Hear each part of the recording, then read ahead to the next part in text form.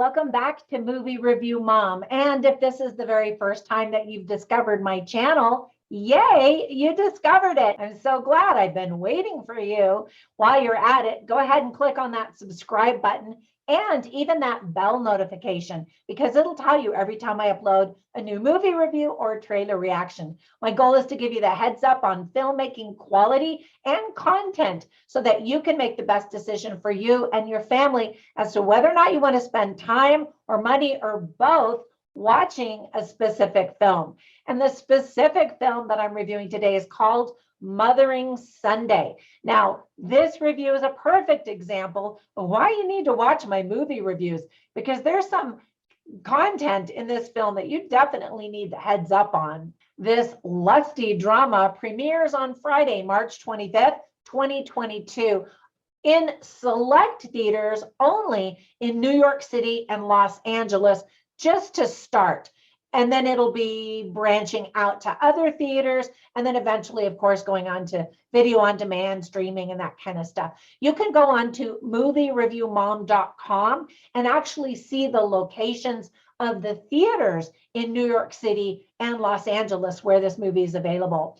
It's rated R and is an hour and 4 minutes. So I'm going to give you an overview in a nutshell, and I'll point out things I liked and didn't like, as well as offer tips for parents. Big warning, this movie is not for kids. I'll give you more details in just a minute.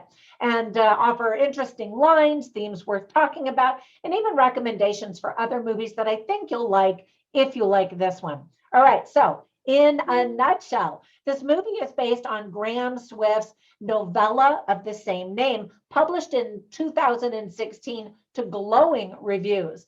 The story begins on a warm spring day in 1924. Housemaid Jane Fairfield, played beautifully by Odessa Young, finds herself alone on Mothering Day, or here in the United States, we call it Mother's Day. So the movie takes place in England. Her employers, Mr. and Mrs. Niven, played beautifully by Colin Firth and Olivia Colman. I mean, what don't they do well? They're great. Anyway, they're out, and so she has the rare chance to spend quality time with her secret lover. Paul, played beautifully, of course, by Josh O'Connor, is the young man from the manor house nearby, engaged to be married to another woman, the daughter of his parents' friends. But the events that neither can foresee will change the course of Jane's life forever. Dun, dun, dun. The film is directed by Eva Husson, who said, quote, "Mothering Sunday seemed to have somehow found its way to me. And there it was, this wonderful screenplay, speaking to me, playing a frequency that opened me up like only the most honest works of art do. I've never felt so at home with another writer's script. And suddenly that script, written by Alice Birch, seemed to whisper in my ear. It was a culmination of everything that I'm obsessed with in life: writing, sex, and pure cinema. What I find truly exciting is that the movie already exists and lives on the page. I finished the script in tears," end quote. All right, so definitely the director is passionate about this movie, and it actually shows. But let me tell you about the things that I liked as part of a continuation of what I just said. First of all, the incredibly talented cast includes Academy Award winners Olivia Colman and Colin Firth that I just said. Now, they're not in the movie a lot, but when they are, they're fantastic, as expected. Odessa Young is the main star and the focus of the movie as the young Jane Fairchild. She's excellent, especially as she changes her physical demeanor and her personality's boldness as she ages. And speaking of boldness, we see every inch of Odessa Young in this movie. She is naked front and back and seems to be pretty comfortable on the screen doing that, which just kind of blows my mind. She plays a young teenager as well as a 46-year-old woman in later life. She is definitely going to catch the attention of other directors after this movie. Then next up is Josh O'Connor. I adore him in everything that he does, and we see every inch of him in this movie as well. And I don't know if actors feel like they have to do nudity. I know not all of them do, but I wonder if they think that that's sort of a rite of passage. And it is just full on. And I think it's unnecessary, but I'll talk more about that in just a minute. I've heard some people complain that all of the characters are bland with no emotional energy. And while that might actually appear to be true, I interpreted it to be more of a reflection of the sorrow of the time after World War I, beautifully illustrating the numbness that people felt. And especially Colin Firth and Olivia Colman, they are just almost completely numb. And as a mother of 4 sons, I'm sure I would barely be functioning also if I lost my sons in war. Apart from the nudity, there are so many mesmerizing close-up camera angles and beautiful vignettes that are just picture perfect. The camera work and the vision for the film, I just thought were outstanding.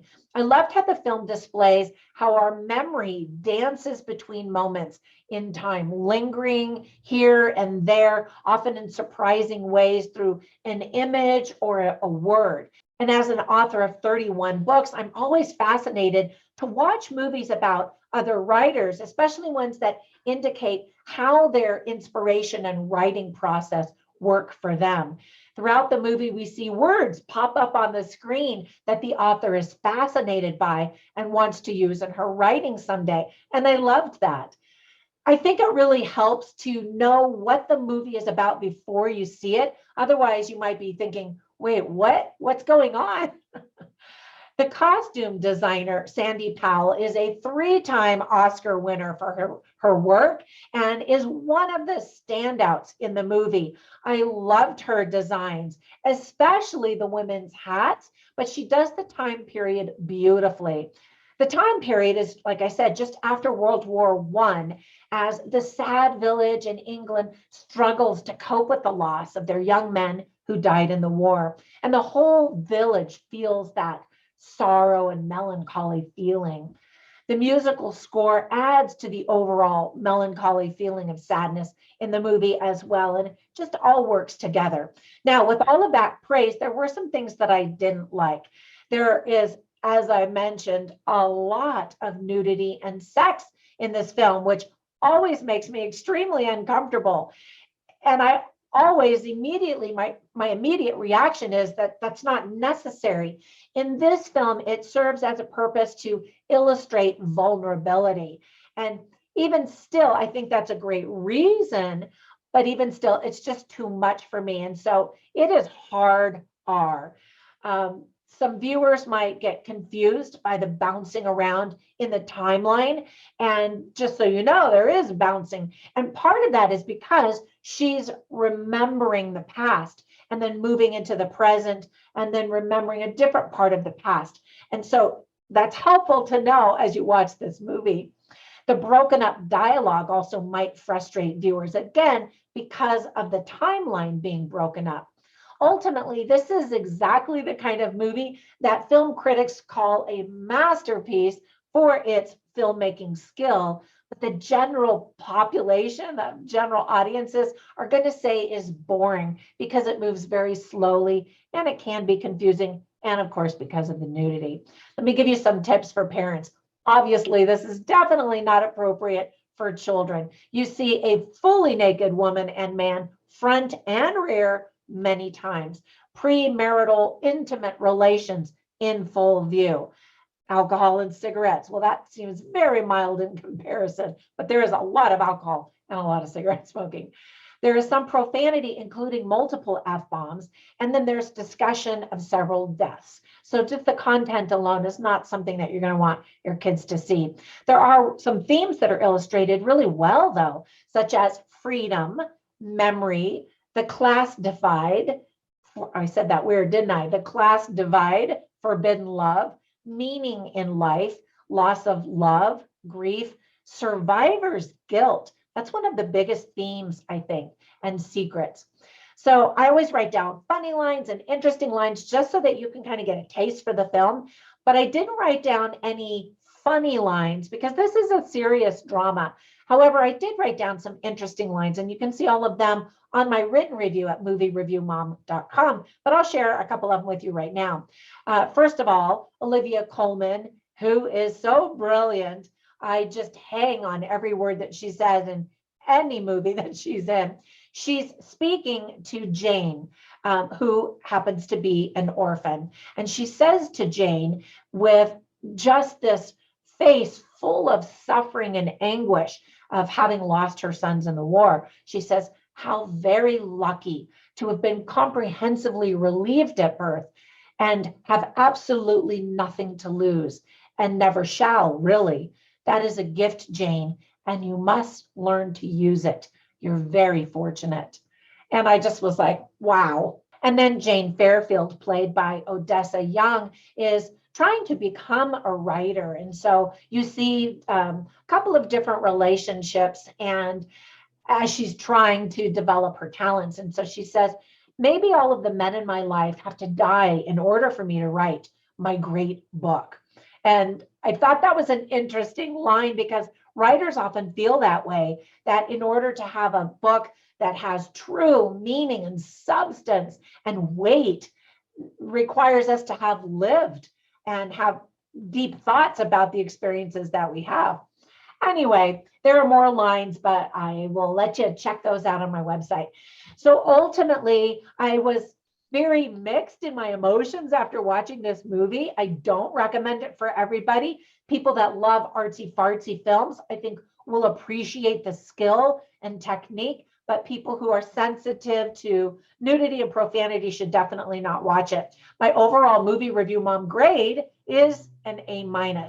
So before we go, let me give you some recommendations for some other movies that I thought of that are about forbidden love and even the class divide. The first one is called The Reader.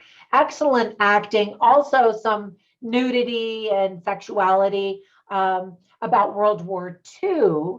The second is a movie by the same producers. It's called Carol. Fantastic acting, again, about a lesbian relationship with some nudity and things that you might think are inappropriate for most audiences. And so, again, if you didn't like this movie or it doesn't sound like it's your movie, not your movie, you don't want to watch Carol either. But then one that I thought of with the class divide is Titanic. And there is some nudity in that one as well. There's class divide. And of course, there's way more action and excitement in the Titanic than any of these other movies. All right, that is it for my movie review. Hopefully that gave you some things to think about to help you decide if you're going to watch this movie. Comment down below. Let me know if you think that this sounds intriguing to you or if it's just a clear pass. I always love to hear your comments. Thank you so much for all of your support. I always appreciate when you visit me on Instagram and even in our Facebook group, also called Movie Review Mom. All right, have a fantastic day, and I'll catch you in the next one. Bye for now.